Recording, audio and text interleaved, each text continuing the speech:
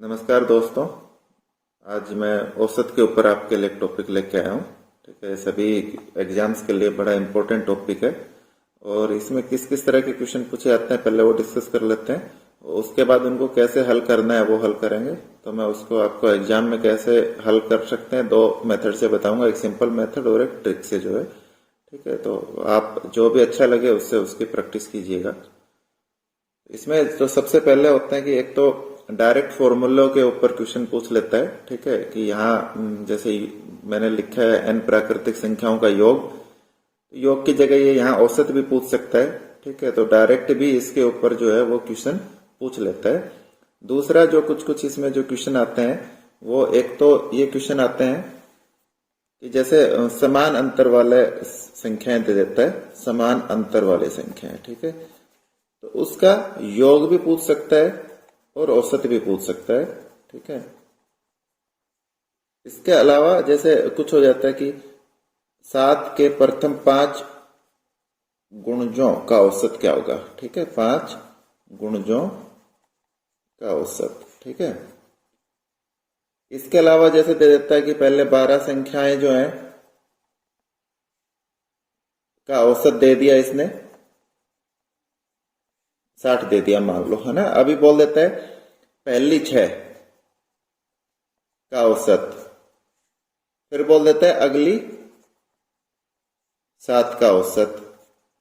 ठीक है, तो छठी संख्या का औसत क्या होगा, इस तरह के क्वेश्चन आते हैं। इसके बाद जो है इसमें आता है कि कुछ विद्यार्थी हैं, जैसे मान लो 10 विद्यार्थी हैं, उनका औसत जो है वजन जो है वो 45 kg है, 45 kg है। ठीक है, एक टीचर अभी उसमें जुड़ जाता है, वन टीचर जो है वो जुड़ जाता है, तो नया औसत बदल जाता है, तो टीचर का भार क्या होगा, इस तरह के क्वेश्चन आते हैं। उसके बाद आता है कि कुछ मान लो स्टूडेंट्स हैं और उसमें औसत दे दिया उनका,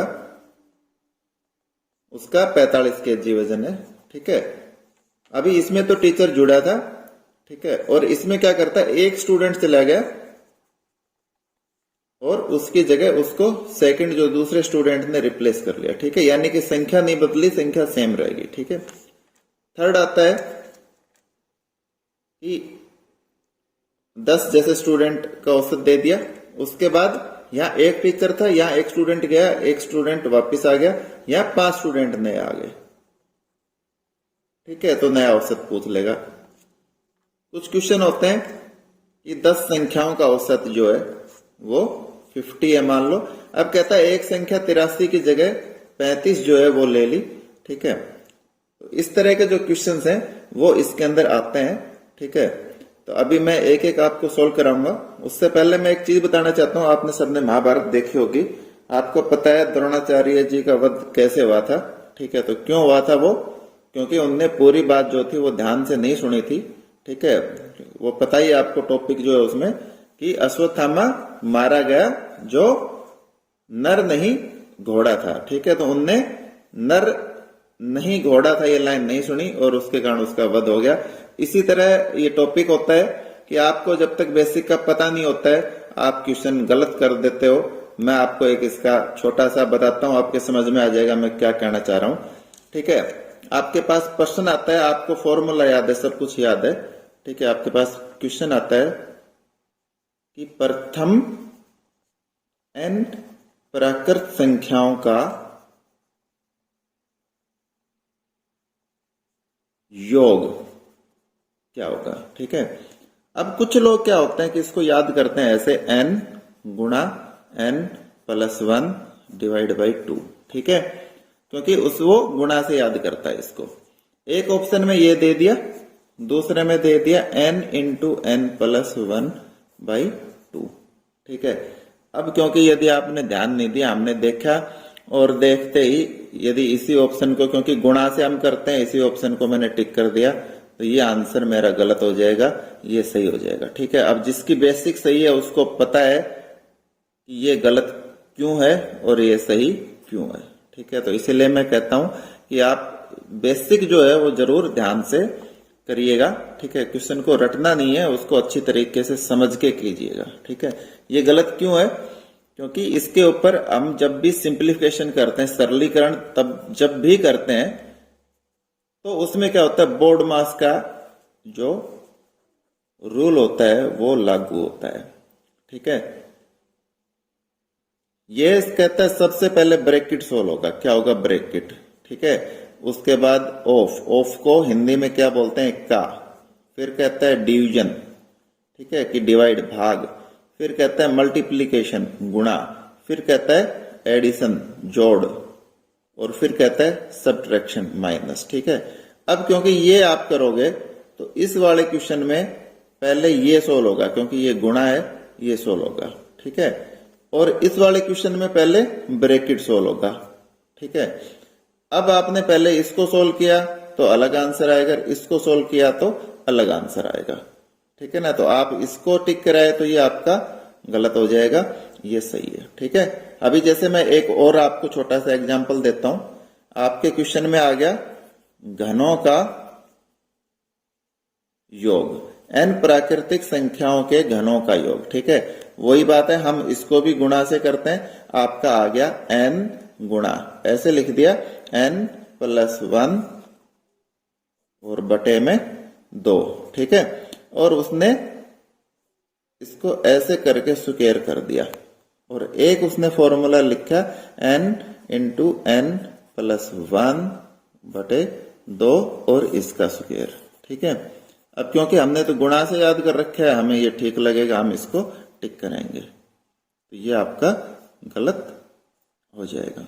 ठीक है, गलत क्यों हो जाएगा, क्योंकि यहां जो है ये स्क्वायर जो है ये केवल ऊपर वाले पार्ट का है, नीचे वाले पार्ट का स्क्वायर नहीं है।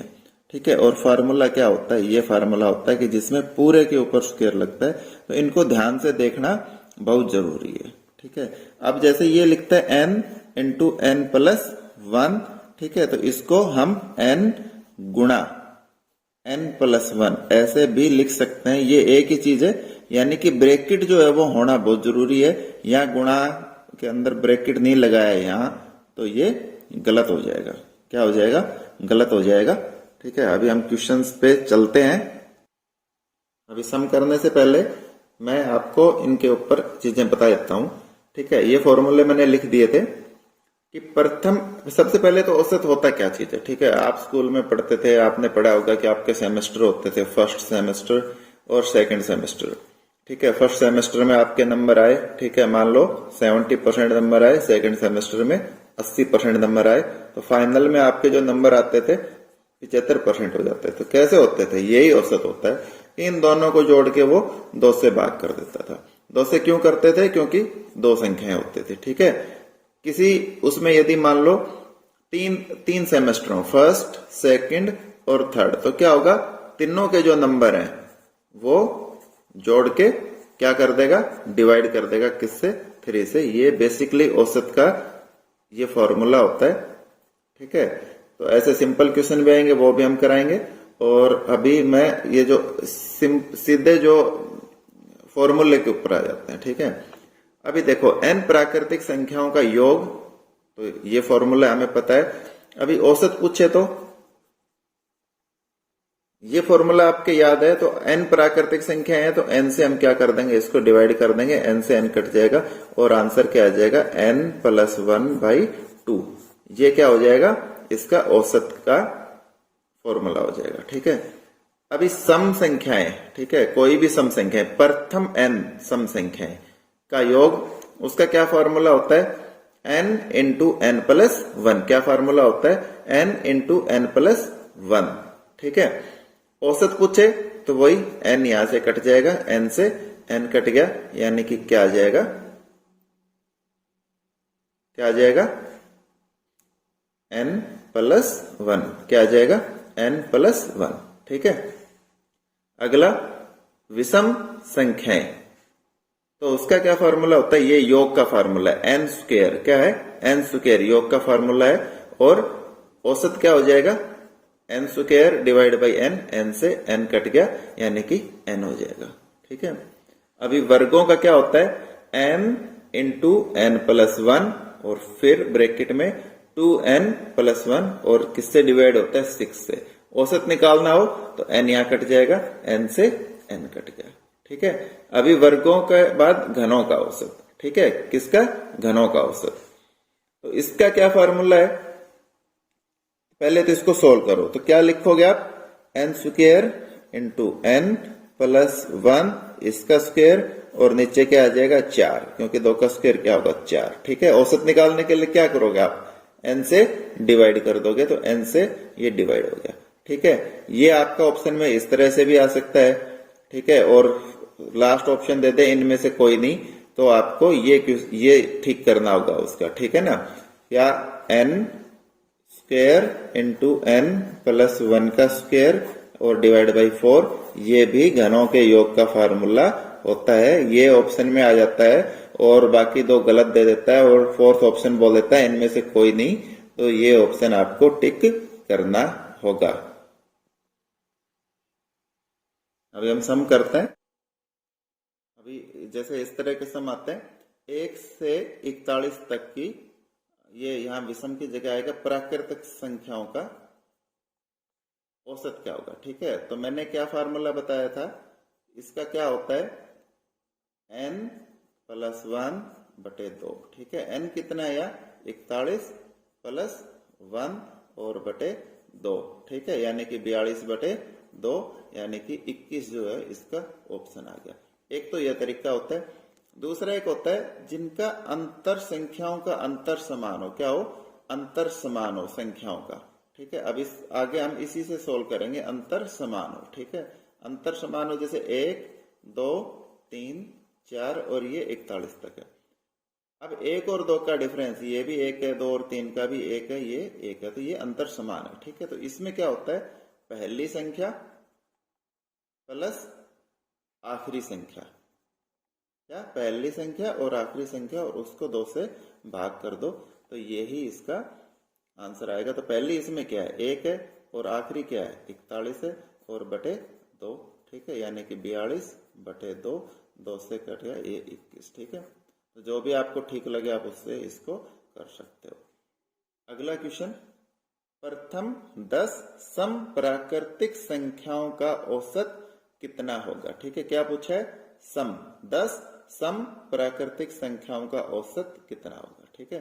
तो उसका क्या फार्मूला बताया था मैंने? n प्लस 1 सम का, औसत का, और जो उसका योग का क्या हो जाएगा, उसके लिए n यहाँ मल्टीप्लाई और हो जाएगा, ठीक है। तो इसका अपना क्या आंसर आएगा? 10 प्लस 1 क्या आ जाएगा? 11, ठीक है। अभी इससे देखो एक चीज है, यदि यहाँ ये संख्या ये सम है, 10 सम था, तो इसका जो आंसर क्या आएगा? विषम आएगा। क्या आएगा? विषम, ठीक है ना। कि औसत जो है यहाँ 10 सम संख्याओं का 11 होगा, है ना। और यदि यहाँ 9 पूछता, 9 सम संख्याएं पूछता, तो क्या आंसर आ जाता? हमारा 10 आ जाता। तो ये विषम होगी थी और ये क्या हो जाएगी? सम, ठीक है। अभी ये तो ऐसे हो गया। ये क्वेश्चन इस तरह से भी आ सकता है कि आपके लिए प्रथम 10 या मतलब कोई भी, जैसे 2 से स्टार्ट कर लो आप, 2 4 6 और 10 संख्या जाने के लिए मैं कहां तक जाऊंगा? 20 तक, ठीक है। कहां तक जाऊंगा? 20 तक। इनका वो निकालना, तो इसमें क्या है ना कि ये सोल्व करना थोड़ा सा मुश्किल हो जाता है। तो हम वही, क्योंकि अंतर इसमें भी समान है, 2 का अंतर है, 2 का अंतर है, ठीक है। तो इसको भी कैसे सोल्व करेंगे हम? वही करेंगे, पहली संख्या 2 और अंतिम संख्या 20 और बटे 2, यानी कि 22 बटे 2 और 11 इसका आंसर है, ठीक है। अगले क्वेश्चन पे आ जाओ। प्रथम 10 विषम संख्याओं का औसत। तो देखो, जब भी विषम संख्या पूछे तो इसमें क्या बताया था? n, यानी कि जितना ये दिया हुआ है उतना ही उसका आंसर होगा, ठीक है। तो आंसर क्या आ जाएगा? 10।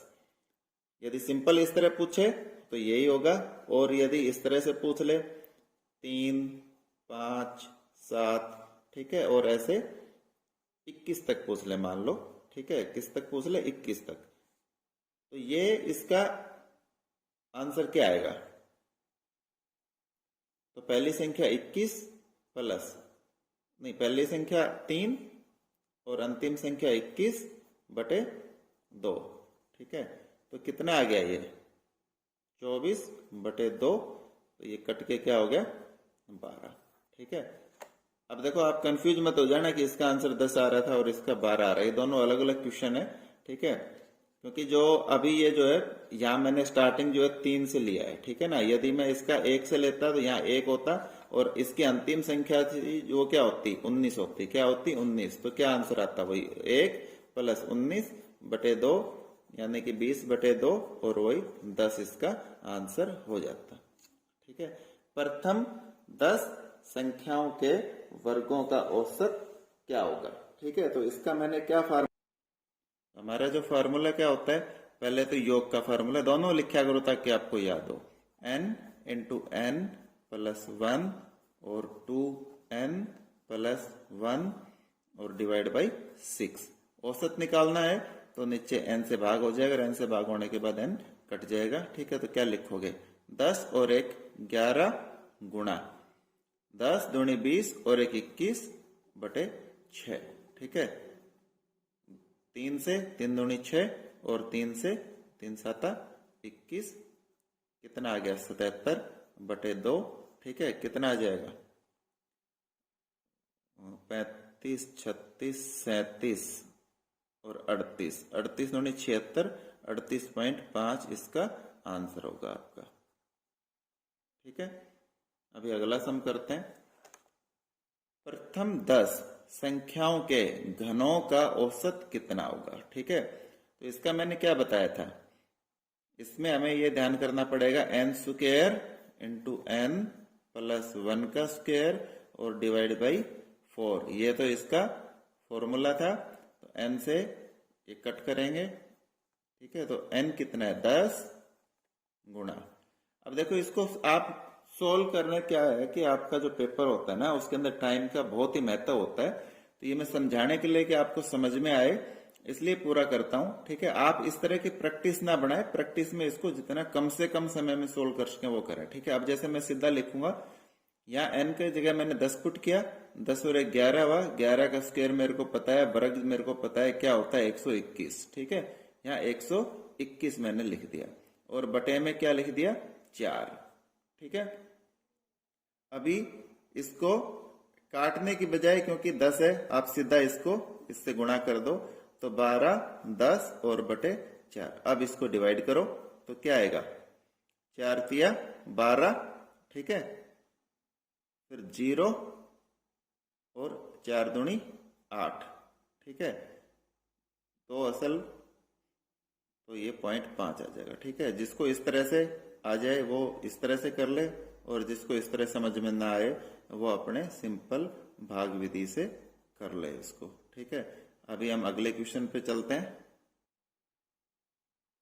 अभी अगला क्वेश्चन हमारा 7 के प्रथम 5 गुणजों का औसत कितना होगा, ठीक है। तो अब देखो इसके अंदर मैंने बताया था कि ये जो गुणजों वाले जो क्वेश्चन है इनमें अंतर समान होता है, क्या होता है अंतर समान, तो वही फॉर्मूला लगेगा, ठीक है। तो इसमें आपको बस 2 चीजें पता होनी चाहिए कि पहली संख्या क्या है और अंतिम संख्या क्या है, ठीक है, और बटे में 2, ठीक है। तो इसमें पहली संख्या हमेशा जिसके भी गुणज पूछे, 7 के पूछे, 5 के पूछे, 6 के पूछे, वो पहली संख्या होगी, उसको ऐसे कैसे लिख दोगे, ठीक है।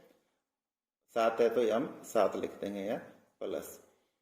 अब 5 गुणज पूछा, या 5 भी पूछ सकता है, 6 भी पूछ सकता है, 5 पूछेगा तो अंतिम क्या होगी 7 पंजू 35, ठीक है, और बटे 2 यानी कि कितना हो गया 42/2 और कट के 21। अब देखो आपको टाइम बचाने का मैं यही कह रहा हूं बार बार, अभी हम क्या करते हैं ज्यादातर कि इसको यहाँ काटेंगे, यहाँ काटेंगे, 21 आएगा और फिर यहाँ टिक लगाएंगे, ठीक है। अब देखो आपको जब पता है यहाँ सोल्व करके 42/2 आ गया, तो अब आपको इससे आगे कुछ भी करने की जरूरत नहीं है, सिर्फ आपको सीधा पता लग गया 21 है, आप 21 के ऊपर टिक मारो और आगे बढ़ो, ठीक है। अभी अगला क्वेश्चन करते हैं।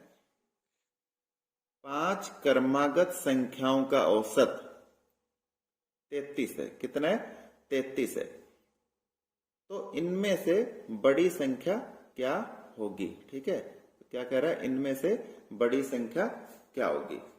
तो देखो जब भी इस तरह के क्वेश्चन आते हैं उसको कैसे सोल्व करते हैं।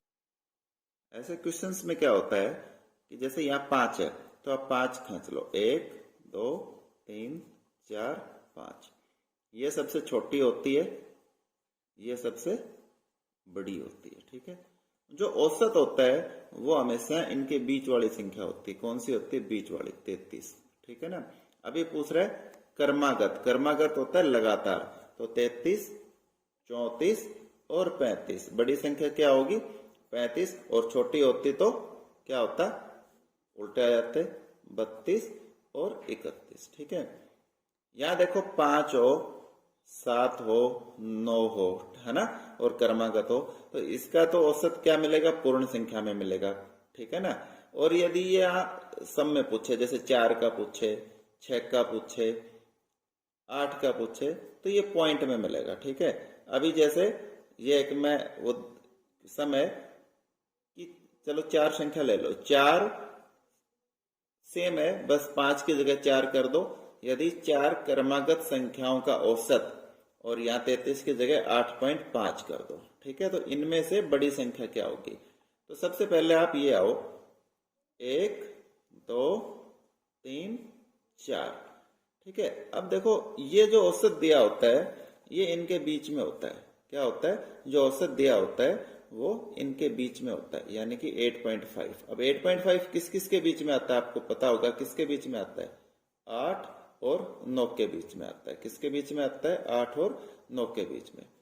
ठीक है, तो इसी ये 10 हो जाएगी और ये 7 हो जाएगी। इसमें बड़ी संख्या पूछे तो 10 होगी, छोटी संख्या पूछे तो 7 होगी। ठीक है, आप ये होमवर्क करना। 6 का 8.5 औसत है, तो बड़ी संख्या छोटी संख्या जो भी आप चाहो निकाल सकते हो। ठीक है, और एक मेरी आपसे रिक्वेस्ट है, मैथ जो है ना कि आप सोचो कि देख के हो जाएगा, नहीं होगा। आप पेपर में जाओगे आपका 100% गलत होगा, क्योंकि आप भूल जाओगे कैसे किया था। तो आप जितने भी टाइप सम कराते हैं उसको एक एक टाइप का एक एक सम जो है एक अलग से आप कॉपी बनाओ और उसके अंदर लिखो। ठीक है, और कोशिश करो कि जितना आपके रोज आप सोल्व कर सकते हो, है ना, यही आपका तरीका। आप कोशिश करो कम से कम आपको 30 क्वेश्चंस जो है वो रोज सोल्व करने हैं। ठीक है ना, तो वो एक टाइप के भी हो सकते हैं, अलग अलग के भी हो सकते हैं। ठीक है, आप रजिस्टर में लिखते जाओ कि 30 क्वेश्चन हो गए, पहले दिन रिवीजन कर लिए, अगले दिन 30 नए हो गए, तो अभी 60 क्वेश्चन हो गए। तो अभी जो रिवीजन है वो कितने का होगा? क्योंकि नए तो क्वेश्चन आपके बढ़ते जाएंगे और पुराने वाले जो है रिवीजन के लिए चलते जाएंगे। क्या होता है, सिलेक्शन के लिए जो है आपका मैथ में क्वेश्चन सही होने बहुत जरूरी है, क्योंकि जीके की तैयारी लगभग सबकी सेम होती है, 1-2 नंबर का फर्क पड़ता है। ठीक है, तो मैथ में जो डिफरेंस स्कोर कर जाता है ना, उसी का सिलेक्शन का चांस होते हैं ज्यादा। ठीक है, और जो आप टेस्ट पेपर देते हो, मॉडल टेस्ट पेपर देते हो, ठीक है, उसकी तैयारी के ऊपर ज्यादा डिपेंड मत रहो कि उसमें आपको लगे कि मेरे 48 नंबर आ रहे हैं तो फाइनल में, क्योंकि उसमें आपके 48 आ रहे हैं तो आपके साथ जितने लोग तैयारी कर रहे हैं उनके भी 48 ही आ रहे हैं। ठीक है, तो उसके ऊपर वो मत करो। अभी अगले क्वेश्चन पे चलते हैं। 6 कर्मागत, या क्या पूछा है? विषम। विषम संख्याओं का औसत 28 है। क्या है? 28। तो इनमें से सबसे बड़ी संख्या कौन सी होगी? ठीक है, तो मैंने देखो ये बताया था, जब भी इस तरह का क्वेश्चन हो 6, अब लाइन खींच दो आप, 1, 2, 3, 4, 5 और 6। ठीक है ना, तो अब ये जब भी यहाँ ये संख्या देखते हैं हम कि सम है या विषम, ये सम है तो ये बीच में लाई करता है यहाँ। ठीक है, तो यहाँ 28 जो है यहाँ आएगा, तो 28 से पहले क्या आएगी? 27, और यहाँ क्या आएगा? यहाँ 28 आ गया, ये 29 विषम संख्या है। ठीक है ना, तो बड़ी संख्या पूछ रहा है। 29 के बाद क्या आएगा? 31, और 31 के बाद क्या आएगा? 33। तो इसका 33 आंसर हो जाएगा। ठीक है, ये आपको सोल्व करना है। 6 सम संख्याओं का औसत कितना है? 27। ठीक है, तो कैसे करोगे? वही करोगे, 6 डंडे खींच दिए, यहाँ 27 है, तो ये वाली संख्या क्या आएगी? 26, और ये वाली क्या आएगी? 28। इससे अगली 30, और इससे अगली 32। तो इसमें क्या आंसर आ जाएगा? इसका 32। ठीक है, अगले सम पे आ जाओ। यदि 6, 8, 10, x और 5 का औसत 9 है तो x का मान ज्ञात करो। ठीक है, तो अब देखो आपको पता है औसत निकालने का क्या फार्मूला होता है। पहले तो यहां तक का हम औसत निकालते हैं। क्या करते हैं? 6 + 8 + 10 + x जमा 5 और बटे में कितनी संख्या है? 5 है, तो 5 और यहाँ क्या हो जाएगा? कितना दिया हुआ है? 9 दिया हुआ है। कितना दिया हुआ है? 9। ठीक है, अब इसको सोल्व करेंगे। अब देखो इनको यही आप जोड़ के लिख दो। आप जोड़ो इनको, 8 और 6 14, 14 और 10 24, 24 और 5 29, 29 प्लस x इजकल टू क्या बच गया? 9 बच गया। ठीक है, और बटे में यहाँ 5 है, तो 5 का आप सीधा गुणा कर दो, इसको 45 आ जाएगा। ठीक है, तो x का मान क्या आ जाएगा? 45 माइनस 29, घटाओगे क्या आ जाएगा? 16 आंसर आएगा, आप टिक कर दोगे। ठीक है, अभी आपको सोल्व करना है, ये एक्सरसाइज है। ये जो 6 8 10 x और था, तो यहाँ 12 19 23 x। ठीक है, ये 4 संख्या दी हैं और इनका जो औसत है वो 42 है। तो x का मान आपको ज्ञात करना है। ठीक है, कर लोगे। आज दोस्तों इतना ही। ठीक है, इसके बाकी के हमारे वो बच गए हैं कुछ टाइप के हैं, वो अगले पार्ट 2 में करके डाल देंगे और उसका जो लिंक है वो इसके डिस्क्रिप्शन बॉक्स में मिल जाएगा।